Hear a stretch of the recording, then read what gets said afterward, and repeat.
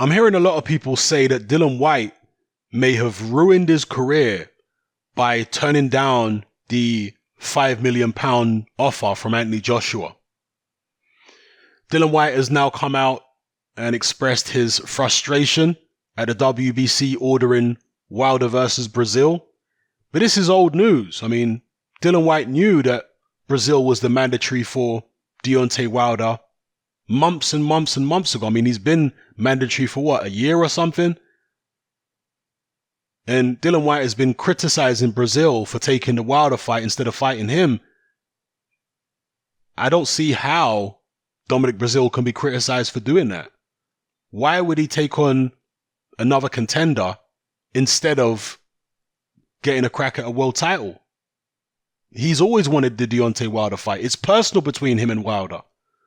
And he gets a chance to become WBC World Heavyweight Champion. With Dillian Whyte, it's not personal between him and Brazil. With Dillian Whyte, there is no world title on the line. So it would make no sense for Brazil to turn down the opportunity to fight Wilder and fight Dillian Whyte instead. Zero sense. But anyway, that's by the by. In terms of Dillian Whyte's career choices and people saying that he's messed up his career by turning down the AJ fight. In boxing and in many aspects of business, you have to do a risk assessment with every move that you make. So put yourself in Dillian Whyte's shoes. You're looking at the AJ fight. What do you stand to gain? Well, if you beat AJ, you have to fight him again. And it's not going to be an easy fight first time around. You do gain £5 million. And in the rematch, you'll probably get, I don't know, maybe 20 million, 15, 20 million pounds, possibly more. So there's a lot to gain there. But what do you lose if you don't beat AJ? Well, it depends on the manner of the loss. If you go in there, you give AJ a really good fight again, you push him close, hurt him, but he eventually comes out on top, then your stock probably still stays high. You could probably still, I mean, it's going to come down a little bit because ultimately you want to be world heavyweight champion. And if you've fallen short against the same man twice, it does hurt your stock a little bit. People are going to start looking at you like, oh, okay, he's not really elite and maybe he never will be, but he's going to push the top guys. And maybe he can beat a Wilder. Wilder's not as good technically as AJ. This is how they might look at it. That if he was to go in there and get obliterated by AJ, lose every round, and then get knocked out in a fight which is not particularly competitive, if that was to happen, what would happen to Dillian Whyte's career then? Would he still be a pay-per-view fighter? Probably not. Those nights selling out the O2 Arena, doing 300,000-400,000 pay-per-view buys would probably come to an end if he went in there against AJ, got dominated and stopped. So you have to weigh up the risks versus the reward. For such a big risk, I mean, this is not a guy who hasn't fought Dillian Whyte before. This is a guy who not only fought Dillian Whyte, but knocked him out. Knocked him out in devastating fashion. Yes, Dillian Whyte has improved since then. Dillian Whyte wasn't in the best physical condition at the time. But AJ's improved since then as well. AJ, from a tactical point of view against Dillian Whyte, fought a terrible fight. He came out swinging. There was no setting punches up with the jab. There was nothing technical to what Joshua did in that Dillian Whyte fight. It was Dillian Whyte who was actually being more technical in that fight. AJ was just going in there trying to seek and destroy. If AJ actually employs some technique against Dillian Whyte in the rematch, it could be a very different fight. It could be a fight that AJ wins comfortably. Potentially. I'm not saying it will be. I'm saying potentially. So again, when you look at the risk assessment, there's a very high chance. This is what you all have to agree on. It's a very high chance that Dillian Whyte gets beaten again by AJ. And there's a fair chance that it will be by knockout again, given the fact that AJ's done it before. A fair chance. Doesn't mean it's guaranteed, but there's a fair chance. So the fact he's turned that situation down, does that mean that he's ruined his career by doing it?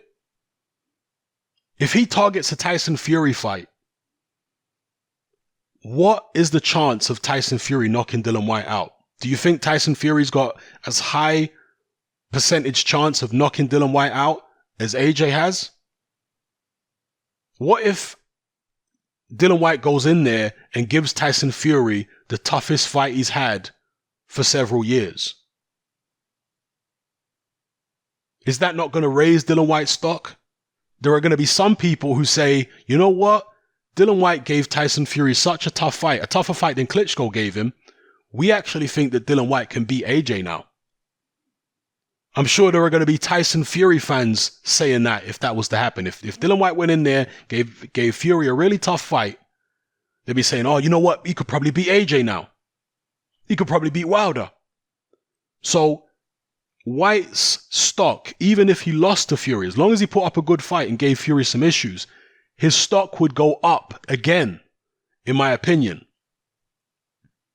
So when I look at that Tyson Fury risk assessment, again, he needs to make sure he don't get knocked out by Fury. He needs to make sure that he's at least competitive and gives Fury some issues.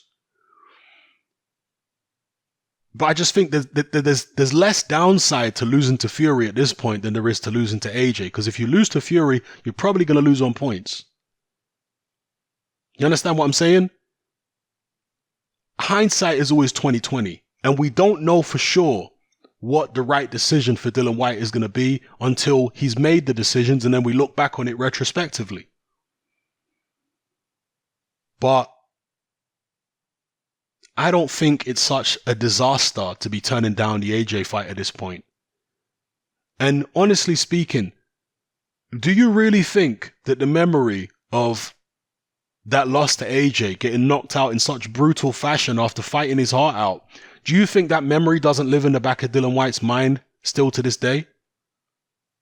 I'll ask you guys that question. Have any of you guys been knocked out? Because if you're a boxing person and you've been in boxing a long time, amateur or pro, then you will know many people who get knocked out in fights or even in sparring, and it affects them for a long time. I'm not saying every person, some people get over these things quicker than others, but a lot of guys, when they get knocked out, it lives in their head for a long time, sometimes years, when it's a particularly devastating, humiliating knockout. It takes them years to shake them demons. And even though Dillian Whyte has bounced back and he's been in tough fights and come through, are you telling me that knockout to Anthony Joshua doesn't still live in his mind somewhere? I'll leave that question with you guys. I would prefer Dillian Whyte to fight Anthony Joshua. And this was always Dillian Whyte's plan, by the way. If you go back and watch his interviews over the past few years since the Joshua fight, his plan was always to capture a version of a heavyweight title and then go and have the rematch with Anthony Joshua. That's what I would personally prefer for Dillian Whyte. For him to do that, if he can, rather than see him fight Anthony Joshua right now. The time doesn't feel right to me for that rematch. And I'm glad that AJ's fighting Miller rather than Whyte, because it just didn't feel right. We've already seen it. I want to see Dillian prove himself at championship level, get a version of a world title, or maybe fight Fury, maybe pull off an upset against Fury. If not, push Fury far enough to the point where they're like, okay, Dillian Whyte really is elite. Let's see him against AJ now. Let's see if AJ can deal with this improved version of Dillian Whyte better than Tyson Fury did. You know, so intuitively, I feel like Dillian Whyte might have actually made the right decision trying to go the Tyson Fury route rather than sticking with the AJ route, even if it means Dillian Whyte signing with BT Sport.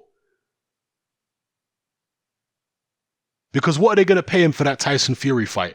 Frank Warren is going to try and milk that fight as much as possible in terms of publicizing it in the UK. It's going to be all over the BT platforms. They're going to try and make that as big as possible, Tyson Fury versus Dillian Whyte.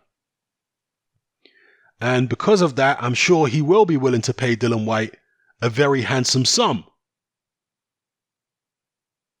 So we'll see how it goes. Let me know what you guys think in the comment section below. Again, I'm not making a judgment call at this point, a definitive judgment call in terms of Dillian Whyte made the right move or Dillian Whyte made the wrong move. No, we'll have to wait and see. None of us are Nostradamus, all right? We'll have to wait and see. But when I'm thinking about the risk assessment of going the AJ route rather than going the Fury route, the AJ route just seems to have more danger there to me. I think the Fury route has got more upside because Fury is not this, devastating knockout puncher and what have you. He's more going to out-slick you and out-skill you. And because the perception of Fury as this master boxer who you can't touch with any punches, other than, the fact Wilder dropped him twice, but this is the perception a lot of his fans have. He's this master boxer. If you actually give him trouble in there, you're going to get more credit than managing to get some shots off against AJ, because everybody gets shots off against AJ, right? Povetkin bloodied his nose. Klitschko put him down. Dillian Whyte in the first fight hurt him with a left hook. Even Dominic Breazeale managed to land a couple shots. Takam landed a few shots. Whereas, landing a few shots against AJ isn't really a big deal because a lot of people do it. But landing a few shots against Tyson Fury, people are going to look at that and be a lot more impressed. I'm not saying everybody's going to be more impressed, but a lot of people will be. So I just feel like the Fury route, intuitively, I just feel like it has more upside to it. And I do think he'll get paid a similar amount if he fights Fury to what he was being offered against AJ, maybe a bit more. Because we know Frank Warren likes to play the whole game of one-upmanship with Eddie Hearn. He'll say, oh, we're paying him a proper person, we're giving him proper, a proper contract without these silly stipulations in it, and a fair contract and all this kind of stuff, a fair deal. This is what Frank Warren is going to be saying if they manage to make the Fury versus Dillian Whyte fight. And, Warren has come out and said that Fury versus Dillian Whyte will not be Fury's next fight, but maybe it'll be the fight after that. We'll see. Let me know what you guys think in the comment section below. It's happening. I'm out. Join me on Patreon.